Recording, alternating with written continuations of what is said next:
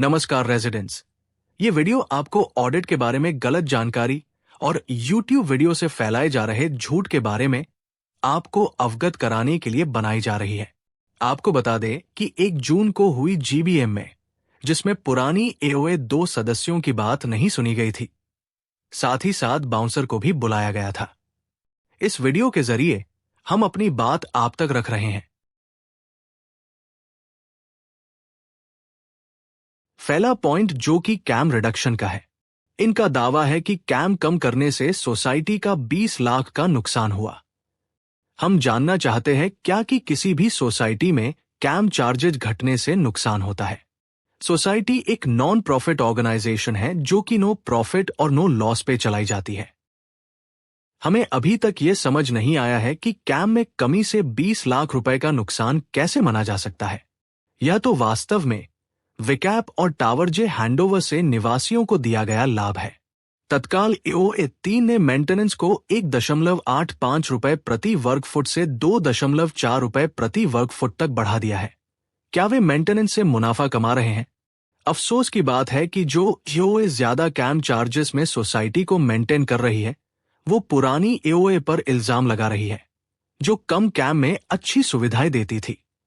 इनका अगला पॉइंट है YG एस्टेट मेंटेनेंस एजेंसी की बढ़ी हुई अटेंडेंस के बारे में।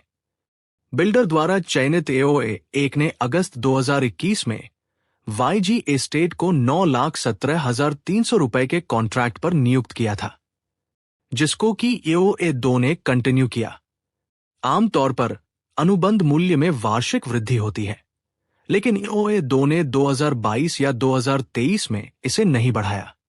हमने मई 2024 में अनुबंध मूल्य में संशोधन किया, जिससे लगभग 18 लाख रुपए की बचत सोसाइटी को हुई। YG एस्टेट की उपस्थिति वृद्धि के बारे में आरोप निराधार है। ऑडिटर ने YG एस्टेट के साथ सत्यापन नहीं किया और वर्तमान AOA 3 के बयानों पर भरोसा किया। यहां एक और प्रश्न उठता है कि वर्तमान AOA 3 ने व्योम एजेंसी को 14 लाख रुपए और 1 लाख रुपए AOA पैरोल का कॉन्ट्रैक्ट कैसे दिया गया, जबकि पिछले AOA 2 ने इसे 10.5 लाख रुपए में अनुबंधित किया था।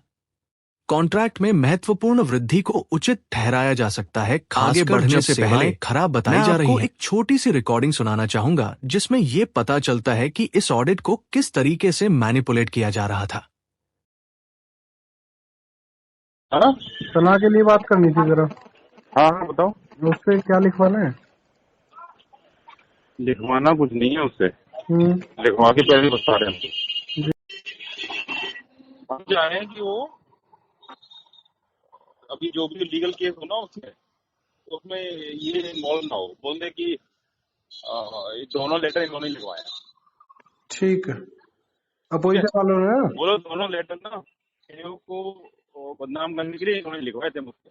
अपोजिशन वालों ने कुछ लिखवाया ही नहीं। अपोजिशन वालों ने। हाँ, जैसा कि आपने सुना, इस ऑडिट को डिरेल करने के लिए कर्मचारी से गलत लिखवाया जा रहा था और कुछ कर्मचारियों को ज्यादा सैलरी और प्रमोशन भी मिला है, जिसकी सिर्फ एक ही शर्त थी कि आपको पिछली AOA 2 के बारे में झूठ बोलना है। इस ऑडिट को करवाने के लिए बिना मंजूरी के सोसाइटी के लगभग 3.5 लाख रुपए ऑडिटर को दिए गए हैं। इस कड़ी में अगला बिंदु NOC का है, जिसमें कहा गया है कि 15.50 लाख रुपए की NOC में डिस्क्रिपेंसी है। उन्होंने लिखा कि NOC फंड की रिपोर्ट नहीं की गई थी, जो बिल्कुल गलत है। इसे दोनों बैलेंस शीट में रिपोर्ट किया गया है। दूसरी, उन्होंने फंड के दुरुपयोग के बारे में लिखा।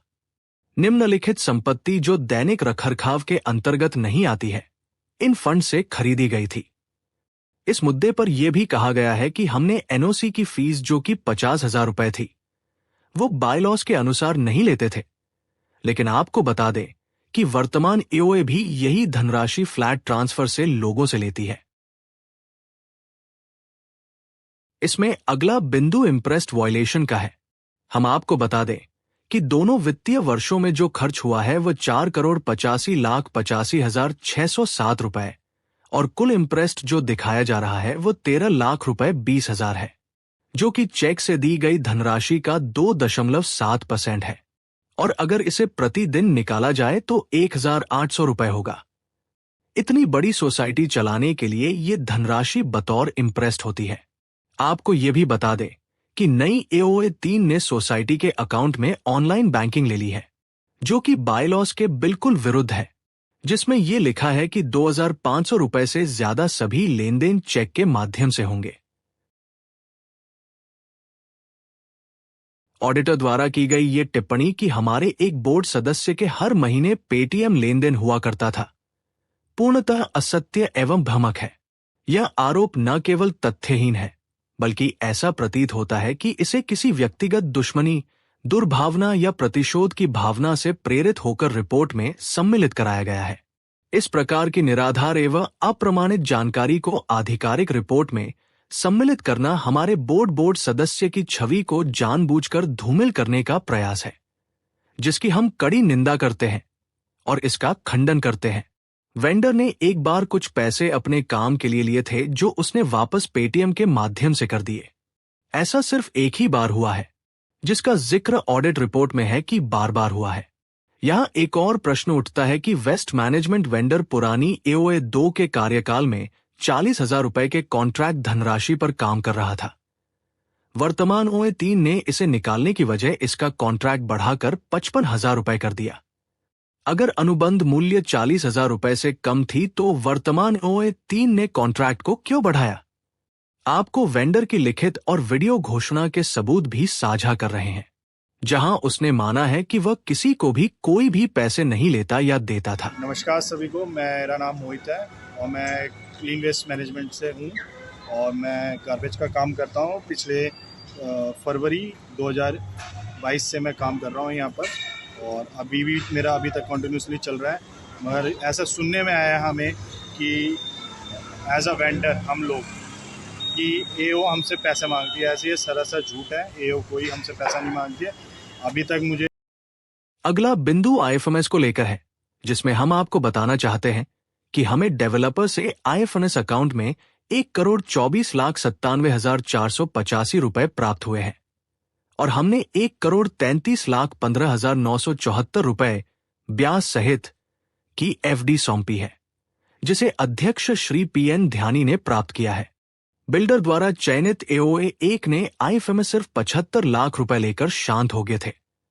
उसके बाद प्रीवियस AOA द्वारा UP RRA में केस करने के उपरांत टावर हैंडओवर और बाकी सेटलमेंट इलेक्ट्रिसिटी और यति सर्विस के मेंटेनेंस और वाटर चार्जेस के लिए देने के लिए कोर्ट में कहा गया था।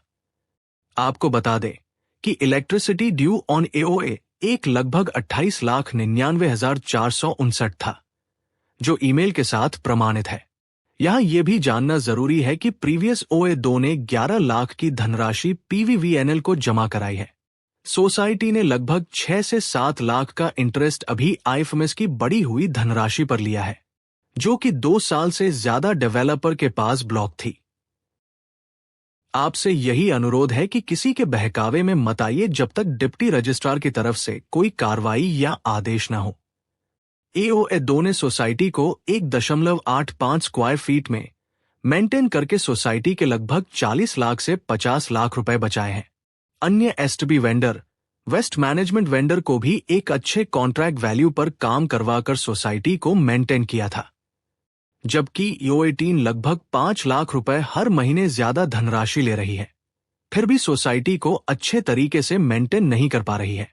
आप सभी को धन्यवाद हमें सुनने के लिए।